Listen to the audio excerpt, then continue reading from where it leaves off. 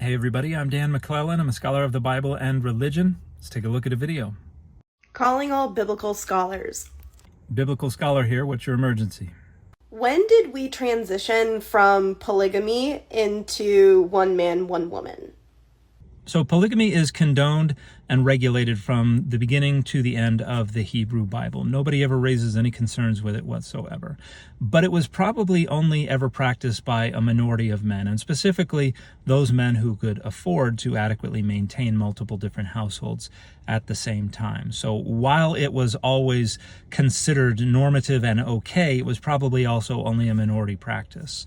When we get into the late Second Temple period, particularly as Greco-Roman social and philosophical conventions and frameworks are seeping into the Judean elite, polygamy begins to recede into the background, and there are probably a few different factors affecting that.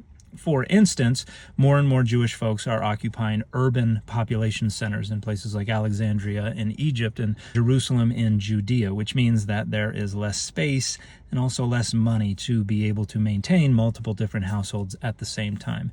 But also, we have traditions like Epicureanism and Pythagoreanism and others that are holding up monogamy as a more rational, a more civilized ideal. And because the folks who could afford to live polygamous lifestyles are also the ones who want to maintain their high social status, we have more and more Jewish folks opting for a monogamous lifestyle.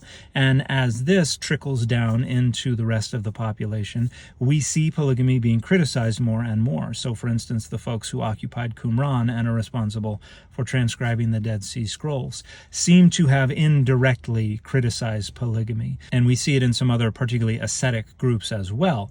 Now, the New Testament never says a word directly about polygamy. There's a passage that talks about a bishop being a husband of one wife, but that's just as likely to refer to a man not getting remarried after his wife dies as it is to refer to polygamy. So it's not clear that that is a reference directly to polygamy. But Christians didn't really like polygamy in the early years of Christianity. And a lot of that had to do with the fact that Christianity was following a more Greco-Roman philosophical and social trajectory.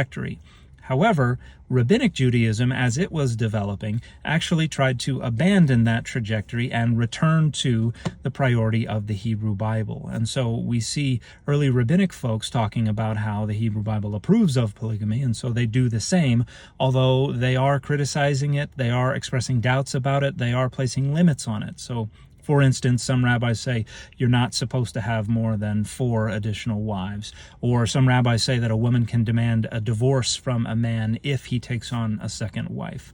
And by around 1000 CE, we have the flat prohibition of all polygamy on the part of Rabbeinu Gershom, a very famous French rabbi. And so after that, polygamy just kind of dissipates within Judaism, although there are certainly pockets where it continued to be practiced, particularly those closer to the Arabian Peninsula. But polygamy's downfall is primarily the work of the influence of Greco-Roman social and philosophical ideals and frameworks. And the fit for this video has been Maimonides nuts.